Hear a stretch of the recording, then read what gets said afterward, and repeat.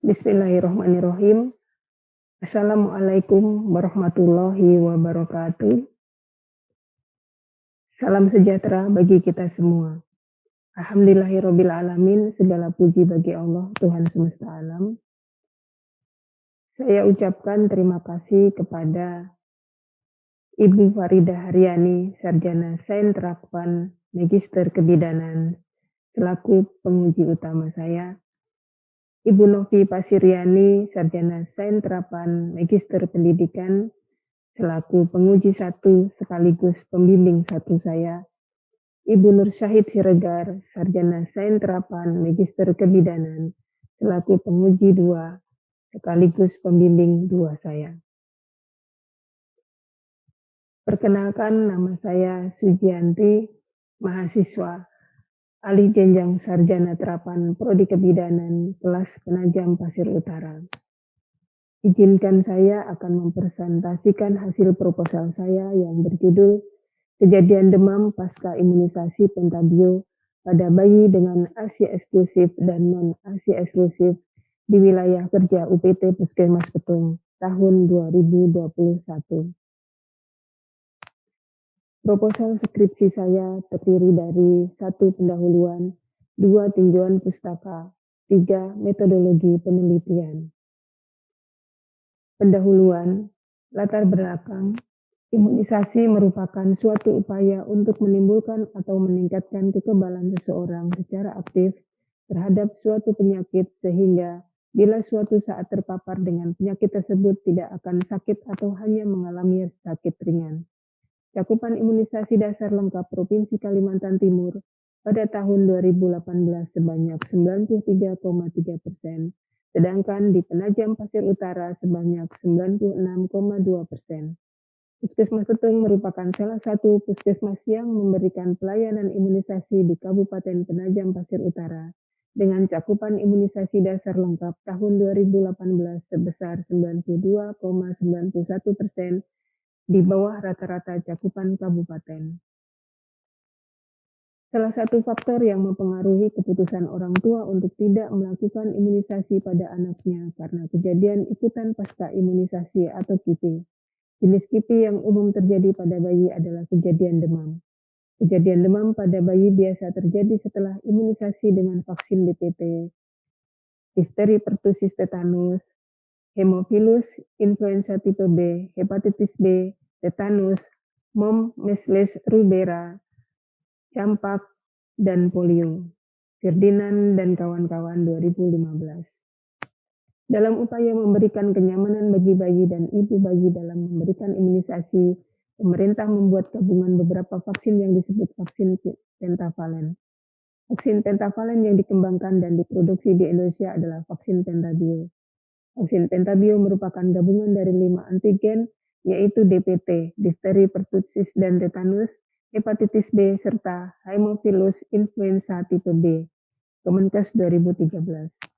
Vaksin pentabio dapat digunakan sebagai imunisasi dasar pada anak umur 2, 4, 6 bulan. Kajian keamanan penggunaan vaksin pentabio menunjukkan angka kejadian demam setelah imunisasi pentabio sebesar 21,77%.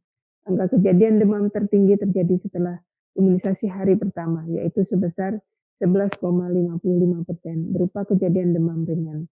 Sundoro dan kawan-kawan 2017. Beberapa kajian terdahulu terkait hubungan kejadian demam dengan pemberian ASI.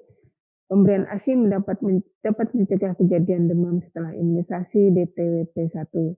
Bayi dengan pemberian ASI eksklusif lebih sedikit mengalami kejadian demam setelah imunisasi DTWP1 dibandingkan bayi dengan pemberian ASI eksklusif. Bayi yang tidak mendapatkan ASI eksklusif 4 kali lebih tinggi dibanding bayi yang mendapatkan ASI eksklusif pasca imunisasi DTWP atau hepatitis B. Firdaus dan kawan-kawan 2014. Secara statistik terdapat perbedaan yang signifikan kejadian demam yang terjadi pasca pemberian imunisasi combo DPT dan hepatitis pada bayi yang diberikan ASI eksklusif dan susu formula. Rahayu 2014. World Health Organization atau WHO merekomendasikan pemberian ASI pada bayi dilakukan paling sedikit selama 6 bulan pertama sejak dilahirkan dan dilanjutkan dengan pemberian makan pendamping yang tepat saat usia 2 tahun. Pemberian ASI tanpa makanan pendamping atau tanpa asupan tambahan apapun, termasuk ASI minum dan air minum dan susu formula disebut dengan ASI eksklusif. Yusrina dan Devi 2016. Hasil riset kesehatan dasar Riskesdas tahun 2018 hanya 81% bayi baru lahir diberikan ASI eksklusif dan hanya 62% pada bayi usia 5 bulan yang diberikan ASI eksklusif. Kejadian demam dapat terjadi pada bayi setelah pemberian imunisasi pentabio. Terdapat hubungan antara kejadian demam dengan pemberian ASI baik dengan ASI eksklusif dan non-ASI eksklusif. Penulis ingin melakukan kajian untuk mengetahui signifikansi perbedaan kejadian demam setelah pemberian imunisasi pentabio pada bayi dengan ASI eksklusif dan non-ASI eksklusif, sebagaimana kajian sebelumnya yang membahas hubungan pemberian ASI dengan kejadian demam pasca imunisasi lainnya. Atas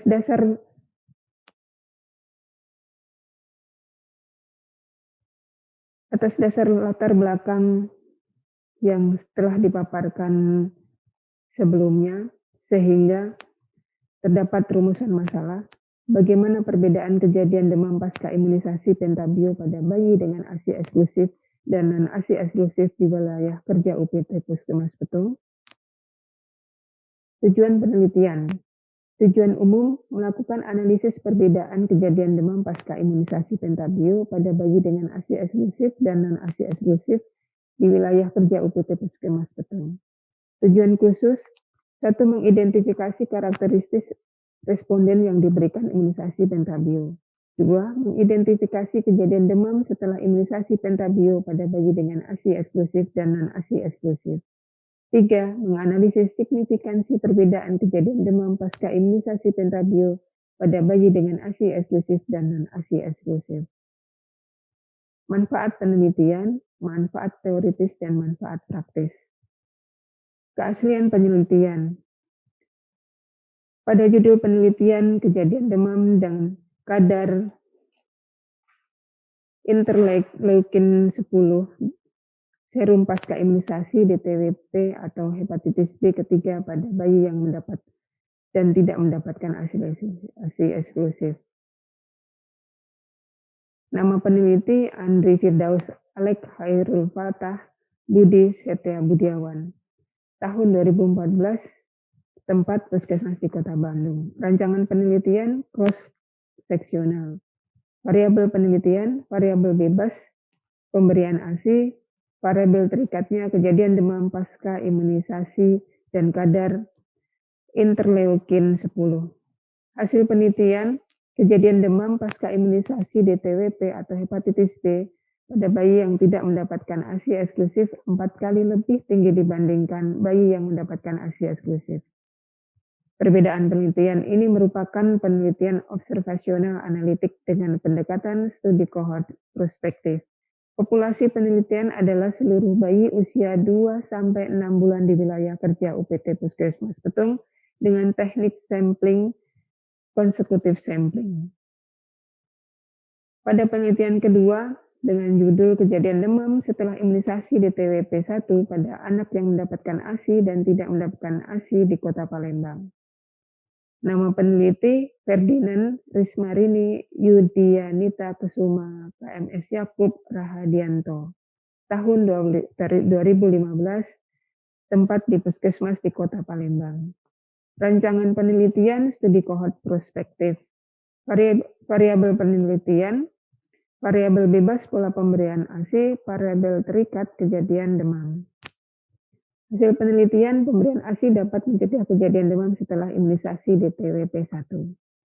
Perbedaan dari penelitian ini, jenis imunisasi yang diamati adalah imunisasi pentabio gabungan dari vaksin DPT, hepatitis B, dan hemophilus influenza tipe B.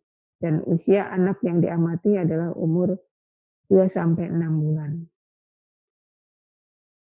2. Tinjauan pustaka. Di sini landasan teori, kami menjelaskan teori tentang imunisasi pada bayi, teori tentang demam, dan teori tentang ASI atau air susu ibu. Kerangka teori. Pada kerangka teori dijelaskan kandungan DPT dalam vaksin pentabio merangsang peningkatan endogen pirogen jenis interleukin beta sebagai reaksi atas masuknya vaksin pentabio ke dalam tubuh.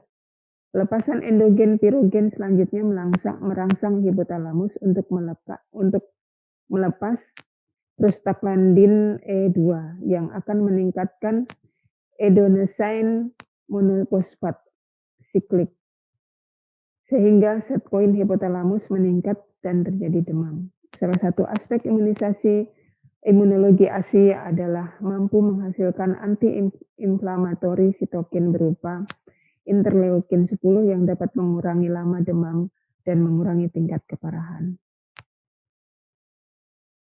Kerangka konsep, di sini kerangka konsep dalam penelitian ini adalah variabel independen yaitu kejadian demam pasca imunisasi. Dan variabel independen adalah jenis pemberian ASI berupa ASI eksklusif dan non-ASI eksklusif. Hipotesis, di mana didapatkan hipotesa 0, H0 adalah tidak ada perbedaan yang signifikan kejadian demam pasca imunisasi pentabio pada bayi dengan ASI eksklusif dan non-ASI eksklusif di wilayah kerja Puskesmas Petung. Pada hipotesa alternatif adalah terdapat perbedaan yang signifikan kejadian demam pasca imunisasi pentabio pada bayi dengan ASI eksklusif dan non-ASI eksklusif di wilayah kerja Puskesmas Petung. 3. Metodologi penelitian. Desain penelitian dalam penelitian ini menggunakan desain observasional dengan rancangan atau desain kohort. Desain penelitian kohort merupakan suatu penelitian yang mempelajari hubungan antara faktor resiko dengan efek yang dilakukan secara prospektif atau ke depan. Peneliti mengobservasi variabel independen terlebih dahulu atau faktor resiko, kemudian subjek penelitian diikuti dan diamati secara terus-menerus sampai jangka waktu tertentu untuk melihat terjadinya pengaruh pada variabel dependen atau efek penyakit yang diteliti. Waktu penelitian akan dilaksanakan selama pelayanan imunisasi dengan vaksin pentabio pada bulan April 2021. Tempat penelitian adalah pos pelayanan imunisasi pentabio di wilayah kerja UPT Puskesmas Petung.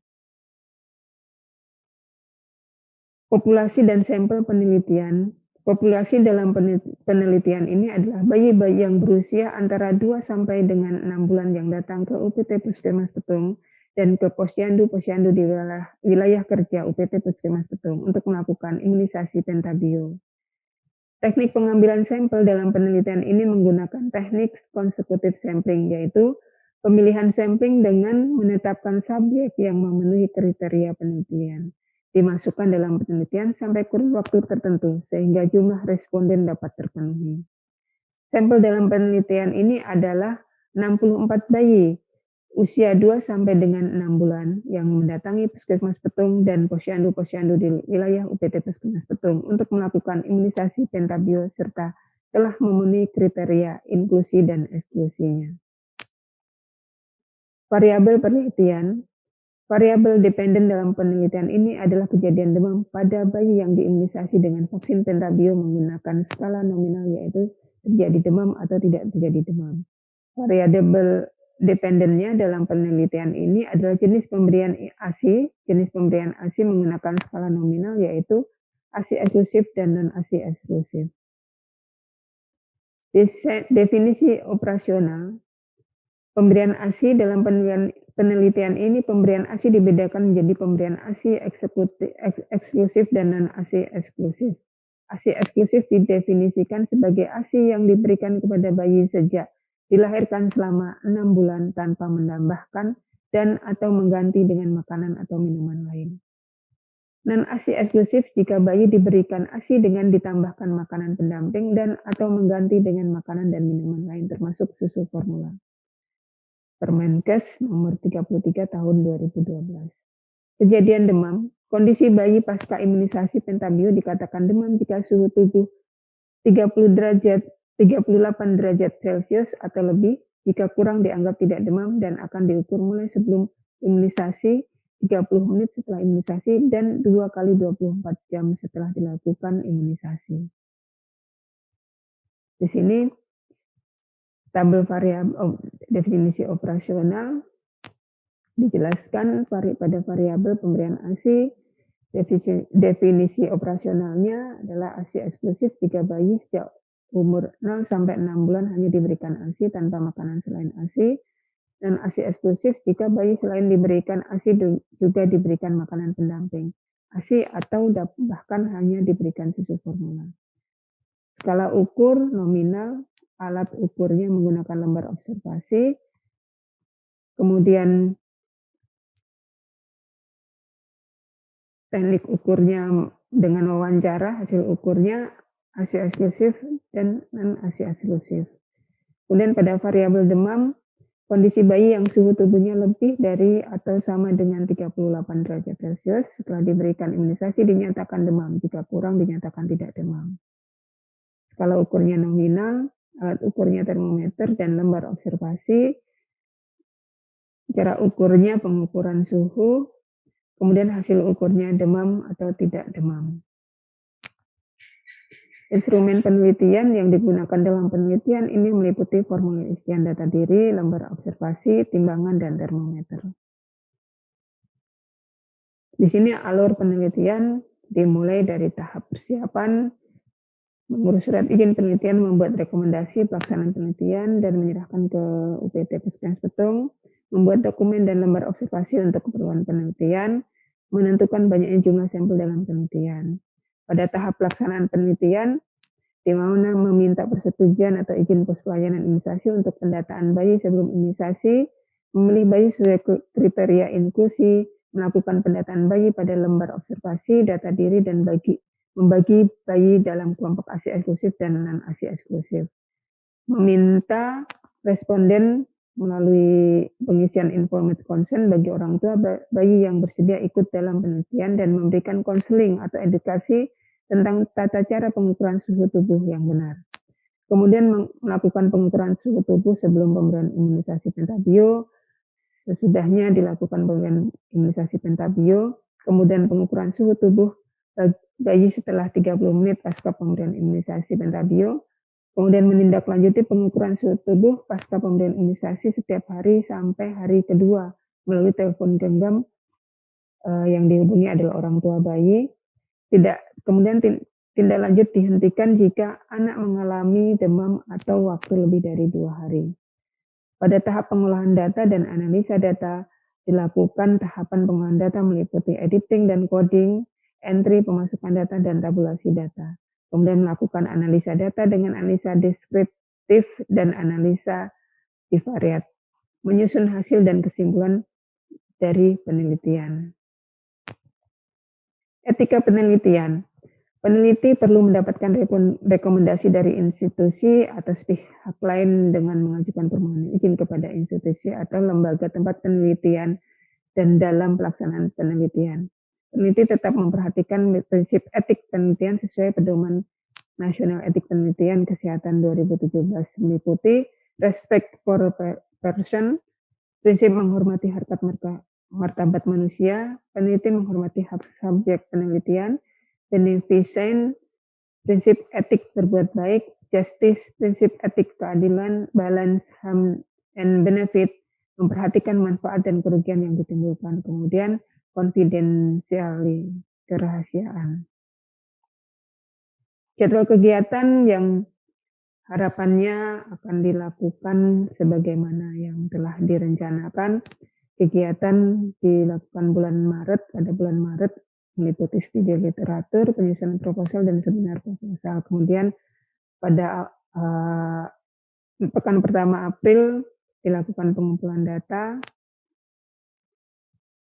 hingga ke pekan ketiga April, kemudian pengolahan data dari diawali pekan kedua April dan sampai pekan ketiga April. Kemudian seminar hasil dilakukan pada pekan keempat April. Penyusunan laporan dan penyerahan hasil rencananya akan dilakukan pada bulan Mei. Demikian hasil presentasi saya, kurang lebihnya kami ucapkan mohon maaf dan banyak terima kasih. Wassalamualaikum warahmatullahi wabarakatuh.